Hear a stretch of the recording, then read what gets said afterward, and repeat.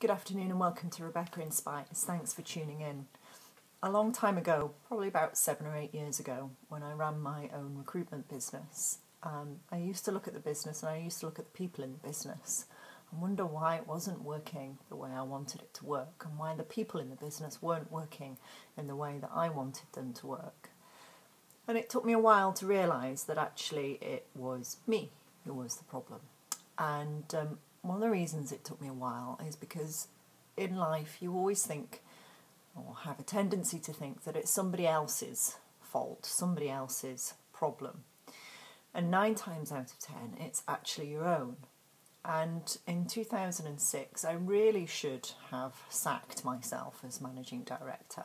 And that's one of the biggest lessons I learned in business, is to know when you yourself are surplus to requirements and really should be moving on.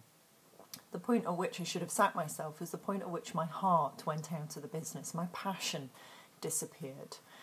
And without that, I was really operating on autopilot. And because I was operating on autopilot, I wasn't making the best decisions. I didn't have the best interests of the company at heart. And I was running it in order to get the most out of it that I possibly could. And that's no way to run an enterprise. I think probably in the latter years my staff probably suffered because of that, because I probably wasn't the happiest of MDs. And although I tried to shield them and shelter them from my own feelings, it's really quite hard to hide your true feelings from people that you work with every single day of the week. So what do I do now? I help other people realise that they are the issue in their organisation.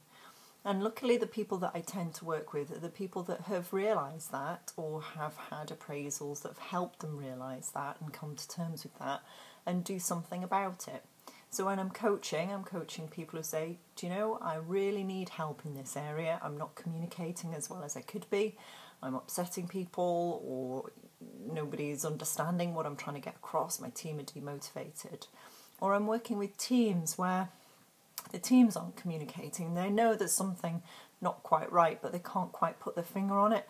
Or even worse, a team that really is very dysfunctional and just aren't speaking to each other sometimes.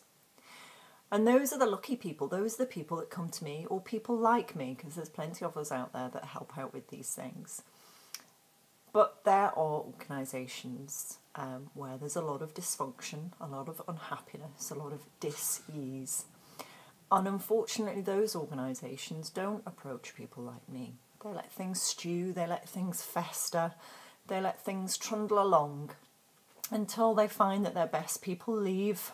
They have tribunals, they have grievances, they have performance issues, they have productivity issues, and yet they never look to themselves. They always think it's somebody else's fault. So my question to you this afternoon is it you? And if so, give me a call. Thanks a lot.